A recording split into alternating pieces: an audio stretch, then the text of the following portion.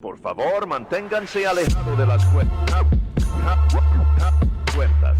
From Walt Disney World's newest theme park, Disney's Animal Kingdom. Yeah, it's 23 years old, but it still counts. It is episode 55 of Inside 300% by InsideTheMagic.com. I'm your host, Brian Perry. It's time to get you caught up on everything you need to know about Disney parks in just 300 seconds. All right, so one of Disney World's signature attractions, the Monorail.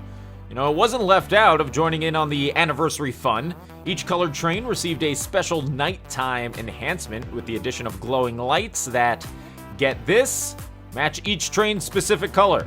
Disney Parks on Instagram shared this video of the new additions with honestly an awesome, sick remix of the classic Please Stand Clear of the Doors. Por favor, manténganse alejado de las puertas. How'd I do? All right, anyway, check it out.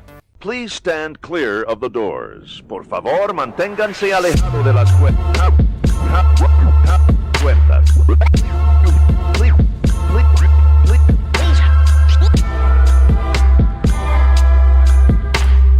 Please stand clear of the doors. Por favor, manténganse alejado. Seriously, that remix is insane. It's amazing. You know, it's so good, I'm going to make it my ringtone. Here, watch. Please stand clear of the doors. Por favor, manténganse alejado de las cuentas.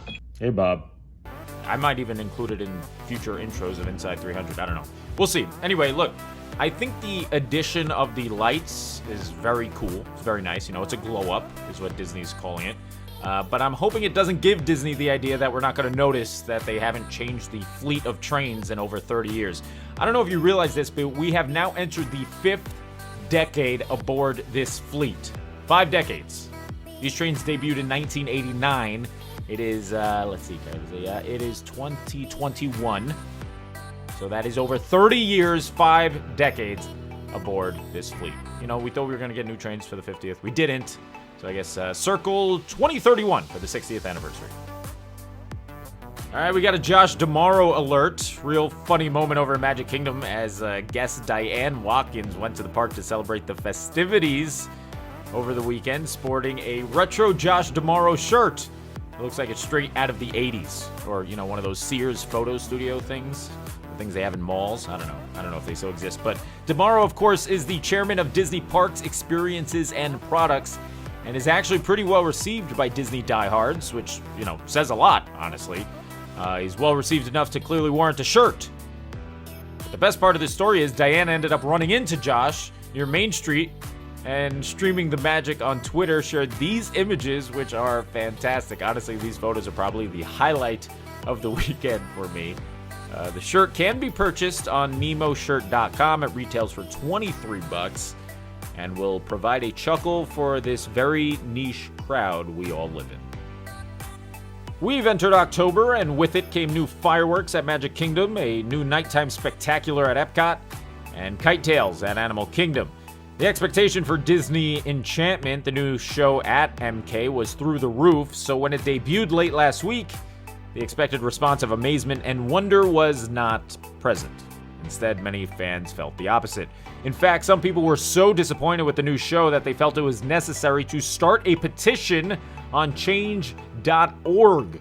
Over 6,000 people have signed it with the intention of getting Disney to bring back Happily Ever After, the previous show that ran for just a few years. Now, if you ask me, I'm still riding the Wishes train. I'm still mourning that loss. And if any show were to return, I say bring back the one that actually had a cohesive story. Though I did like Happily Ever After, for the record. And while we're at it, give me Celebrate the Magic, one of the original Castle projection shows that got so rudely replaced by Once Upon a Time, a decision that was so egregious that it still bothers me nearly half a decade later. So if you're in pain because you feel that Disney replaced a great thing with something not so great, I hear you. All in all, don't expect Disney to cave for a few thousand guests who are not pleased with the new offering. At the end of the day, Disney Enchantment will still provide a unique experience for enough people that the cries and sorrows of many will simply be drowned out. We've got new Magicband news as Magicband Plus is headed to Disney World in 2022 after the company released images of the upcoming updated wrist accessory.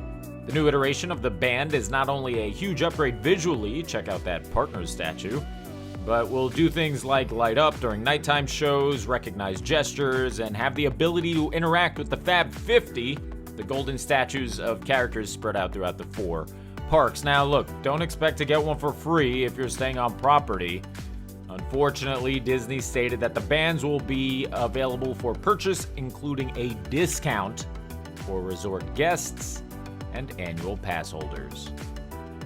And that's going to do it for this episode of Inside 300. If you like what you saw, be sure to subscribe, click that bell icon. This way you're notified every Tuesday, Thursday, and Saturday morning when new episodes of Inside 300 come out. I'm your host, Brian Perry. I will see you next time, and as always, bye-bye.